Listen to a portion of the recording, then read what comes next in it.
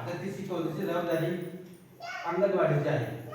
पण ती अंगणवाडीचीच नाही, तर सर्वात महत्त्वाचं घरचे, त्याची आई वडील, ते घरातले माणसं असतील, त्यांनी सुद्धा संसार करणे खूप महत्त्वाचं असतं. त्यानंतर बाळाच्या वाढीसाठी पोषक आहार मातेने आणि मुलांनी सुद्धा घेतला पाहिजे. कारण आज आपण पाहतो बाजारामध्ये वेगवेगळ्या प्रकारचे खाद्यपदार्थ आले आणि ते पदार्थ चविष्ट असतील, पण विद्यार्थ्यांच्या आरोग्यास घातक आहे. त्यामुळे शक्य तेवढ्या घरी बनवलेले पदार्थ मुलांना द्यायचा. त्यानंतर कालपासून या ठिकाणी आम्हाला समोर हा कार्यक्रम आहे.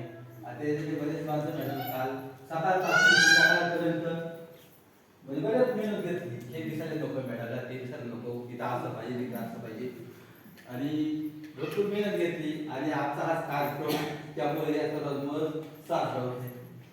तरी या विद्यार्थ्यांचं वय 3 ते 6 झाला आणि जेव्हा 6 येतोय तेव्हा तो मराठी शाळेत येतो.